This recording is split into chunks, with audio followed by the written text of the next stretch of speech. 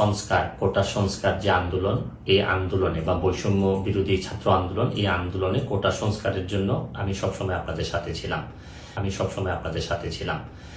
এখন আপনারা যারা যে যুদ্ধ শুরু করছেন, ছাত্র জনতার নেতৃত্বে যে যুদ্ধ, এই যুদ্ধে আমি মনে করি যে দুর্নীতির বিরুদ্ধে যুদ্ধ, এই যুদ্ধে আমি আপনাদেরকে দোয়া করি যে আমি যতদিন আসি চেষ্টা করে যাব দুর্নীতির বিরুদ্ধে এই যে যুদ্ধ, এই যুদ্ধে সবসময় শরীক থাকা, আমার জায়গা থেকে আমি চেষ্টা করব। এই বলে আজকের মতো বিদায় নিচ্ছি। আজকে 2-3 দিন ধরে আমি নিউ ইয়র্কে বসেও আমাদের এলাকা, বিশেষ করে মাধবপুর এবং চুনারঘাটে অনেক লোকজন ফেসবুকে লেখালেখি করে প্রয়োজনে আমি মাধবপুর চুনারঘাটে মহাসমাবেশ ডাকবো। এই মহাসমাবেশের মধ্য দিয়ে আমি হবিগঞ্জের সব যারা আছেন তাদেরকে একত্রিত হওয়ার কথা বলবো।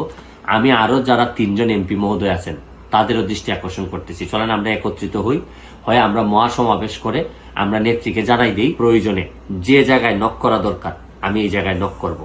বন্ধুর আদর্শরে যে ধারণ করে দেশ চাইলে যাওয়ার মানে এই দেশেই তো মৃত্যু হইব, মৃত্যু তো আগে পরে একদিন হইবই। আদর্শের কারণে মৃত্যু হইলে এই মৃত্যু সম্মানে দেব।